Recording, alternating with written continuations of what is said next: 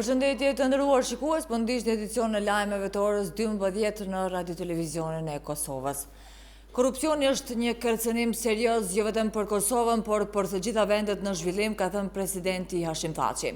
Në konferencën mbi parandalimin dhe luftimin e korrupsionit në nivel të lartë e organizuar nga misioni i OSBE-s, presidenti Thaçi tha se korrupsioni përpos pasojave që shkakton në ekonomi, shkakton pasoja edhe në rrafshin e sigurisë. Ai ka theksuar se duhet të jenë të pa kompromis në parandalimin dhe luftimin e kësaj dukurie, ndërsa ka shtuar se në këtë drejtim Kosova ka marrë njësër veprimesh në sundim të ligjit. Ndërsa shefi i misionit organizatës për siguri dhe bashkëpunim evropian në Kosovë Jan Brathu, tha se Kosova ka bërë disa përparime në luftimin e korrupsionit, por shtoi se në këtë drejtim duhet bërë më shumë. Të ndjekim në vazhdim deklaratat nga konferenca për korrupsionin. Të ri, duhet të jemi të pa kompromis në parandalimin dhe luftimin e kësaj dukurie. Të nderuar të pranishëm.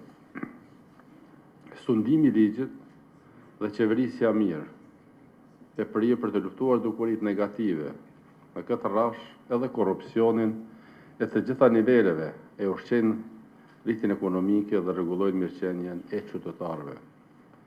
Në këtë drejtim, Republika Kosovës ka marrë njësër veprimesh me qëllim të konsolidimit të sundimit e ligjit dhe në funksion të respektimit të rendit kushtetues. However, Strategjia antikorrupcion fatkeqësisht ende po e pret miratimin në Parlamentin e Kosovës. Duke folur për këtë strategji, besoj që të gjitha institucionet duhet ta shtyjnë implementimin e saj. Në Kuvendin e Kosovës është mbajtur konferenca dialogu publiko-privat në funksion të zhvillimit të sektorit privat. Kryeparlamentari Kadri Veseli tha se nëse nuk ka kundërthënie mes përfaqësuesve institucional, atëherë Kosova mund të ketë një ekonomi shumë më konkurruese dhe të zhvilluar. Sipas tij, Kosova si shtet i pavarur dhe sovran, përveç qëndrueshmërisë institucionale, duhet të ketë edhe zhvillim të qëndrueshëm ekonomik, ndërsa kërkoi bashkëpunim më të madh mes institucioneve dhe odave ekonomike.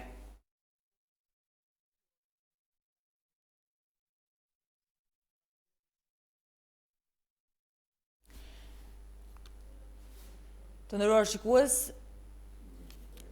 do të lidhemi tani me konferencën e nismës socialdemokrate.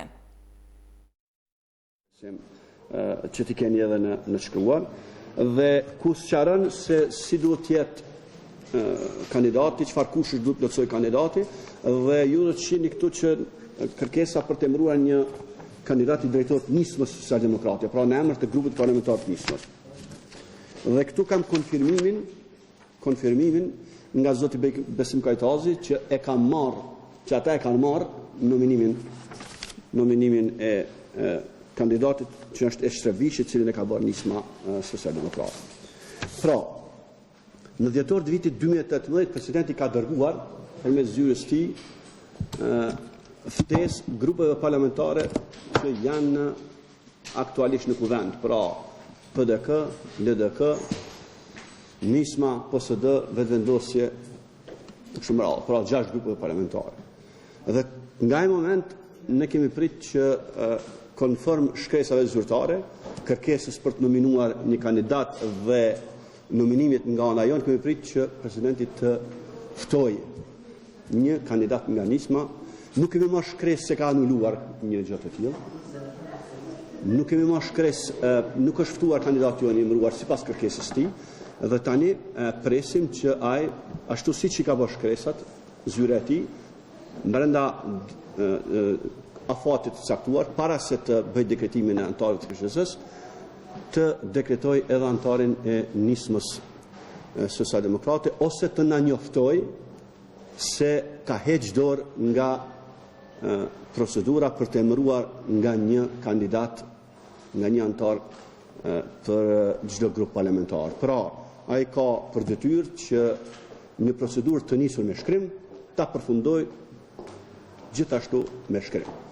Kjo është ajo që desha them sa i përket çështjes shkresave me presidentin, dhe tani ne vazhdojmë të besojmë që çdo sipas 139, të cilin ata vetë e kanë cituar, 139 paragrafin 4, pjesëtarët KQZ-s apo kandidat për të emëruar antar në KQZ bëhen partitë politike që kanë grupe parlamentare në kuvend. Pra, duke u bazuar në këtë, ne presim që presidenti të veprojë ashtu siç i ka filluar procedurën.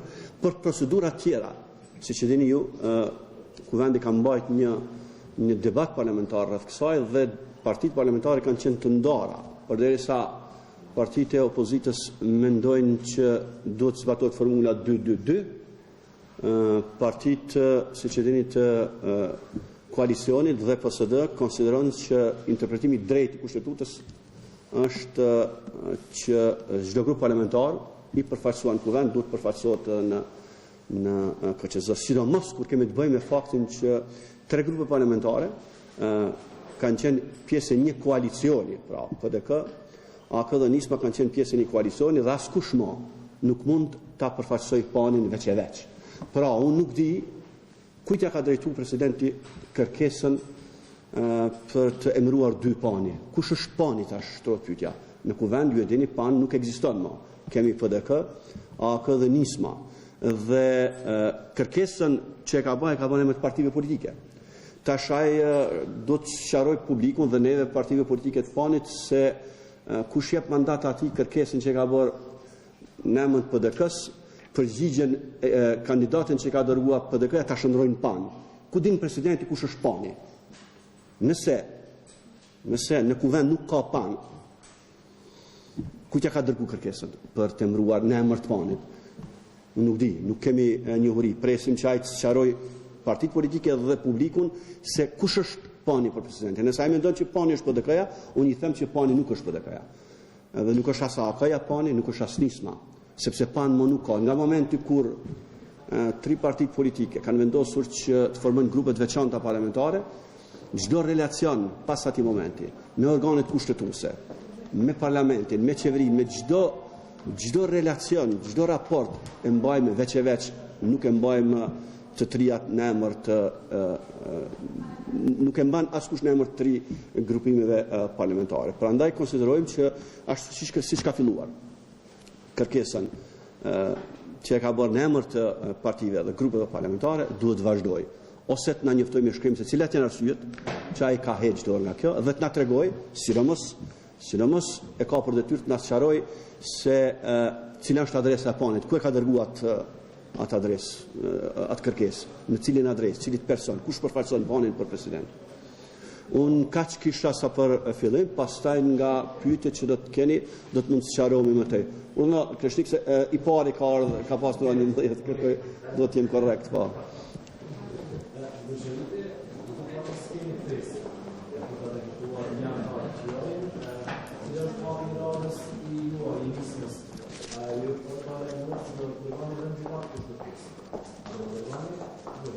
Unë thash ne kemi ftesë për të emëruar. E kemi emëruar. Por nuk është ftuar për dekretim antari Nismës. Presim sqarime nga presidenti. Qoftë publike, qoftë interne, të sqaroj se pse ka ndërprer procesin e filluar në gjysmë pa informuar palët. Nuk mundet, askush nuk ka drejt të fillojë një proces dhe ta ndërpres procesin pa informuar palët. Një dhe të na tregoj se kush është pani për presidentin. Pra, unë mund t'ju them këtu që partitë që kanë përbërë dikur panin, nuk janë marrë vesh se kush do të jetë kandidati i tyre. Ta zonë se do të pranoj formula 222, por pani nuk ka marrë vendim, nuk është ulur të diskutoj ende, nuk ka marrë vendim se kush do të jenë kandidatët, personat, emrat e përveshëm që do të përfaqësojnë panin në KQZ. Nuk është e vetë kuptueshme kjo. Para se të merrem me vesh të gjitha partitë, gjithsesi nuk është e vetë kuptueshme. Dhe ftesa dërguar PDK-s nuk mund të shndrohet në ftesë dërguar panit. Këtë duhet të them. Nëse një kandidat, cilin do që e ka dërguar PDK-ja, presidenti e dekreton si kandidat të panit, ai bën shkelje të rëndë të procedurave për emërim të KQZ-s, të antarëve të KQZ-s, sepse kushtetuta njeh grupe parlamentare. Nëse ai referohet një interpretimi tjetër dhe dëshiron panin, prap nuk guxon kandidatin e PDK-s, as të AK-s, as të Nismës, ta dekretoj para se të qartësohet edhe juridikisht kush është pani. Ne brenda kryetari Lima është duke biseduar me kryetarët e dy partive politike, është në proces të bisedimeve. Ne gjithsesi që do ta dërgojmë kushtetuese, por nisma mban qendrin brenda koalicionit, që asnjëra nga partitë, nëse nuk ka pajtueshmëri të plotë se kush do të jenë emrat që do të përfaqësojnë partitë, grupet parlamentare PDK, AK dhe Nisma, nëse nuk ka pajtueshmëri, atëherë asnjëri nga grupet veç e veç nuk ka të drejtë të përfaqësoj panin, pa pajtueshmëri të plotë të grupeve parlamentare.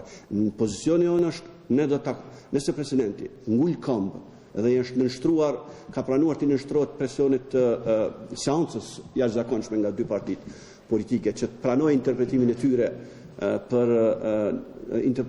emërimin e KQZ, atëherë PDK, AK dhe Nisma, nëse nuk arrin pajtueshmëri të plotë, nuk kanë të drejtë të emërojnë askën emër të panit dhe duhet të mos dërgojmë asnjë emër dhe pasi të veprojnë presidenti, shpresojmë që nuk do të veprojë në mënyrë të gabuar, atëherë palët e pakënaqura, palët që nuk pajtohen me interpretimin e presidentit, do të shkojnë në gjykatë kushtetuese. Urdhër.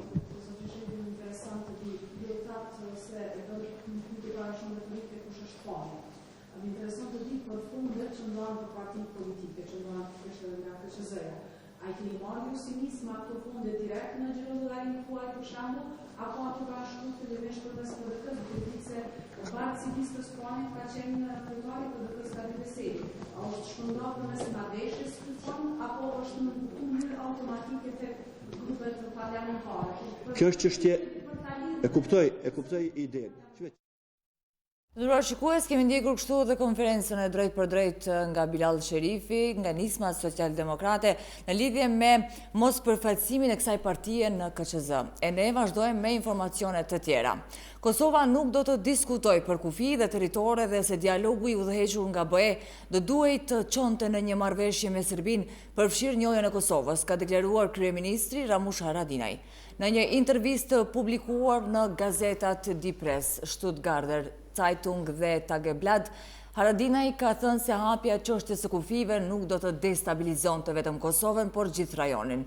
Sa i përket liberalizimit të vizave, ai ka thënë se Kosova ka përmbushur të gjitha kushtet, por deri tani BE nuk realizoi pjesën e saj. E Komisioni për mbikëqyrjen e Agjencisë së Kosovës për Inteligjencë po mban mbledhjen e radhës. Para komisionit po raporton drejtori i Agjencisë së Kosovës për Inteligjencë Shpend Maxhuni, ndërsa takimi po mbahet pa praninë e medjeve. Drejtori i Policisë së Kosovës Rashid Çalaj ka raportuar në Komisionin për Punë të Brendshme, Siguri dhe Mbikëqyrjen e Forcës së Sigurisë së Kosovës për raportin vjetor të Policisë së Kosovës për vitin 2018. Çalaj ka thënë para komisionit se ka pasur një rritje të numrit të vrasjeve me 32 raste dhe rritje prej 18.51%. Ai ka folur edhe për aksidentet në komunikacion, duke thënë se numri i tyre ka shënuar një rënje. E Ministrja e Integrimit Evropian Dorata Hoxha tha se fuqizimi grave në vendimarrje duhet të jetë vlera më qëndrueshme për proceset që po kalon vendi deri në integrimin e plot euroatlantik.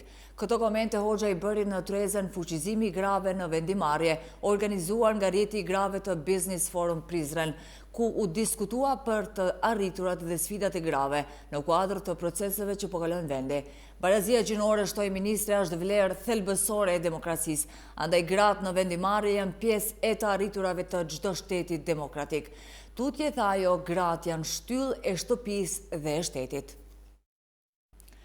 Të nderuar shikues, ishte kjo e tëra për këtë edicion të lajmeve. Ne ju falenderojmë për vëmendje, do shqemi vetëm pas pak me informacionet kryesore të ditës në edicionin e radhës. Mirëmbëjtje.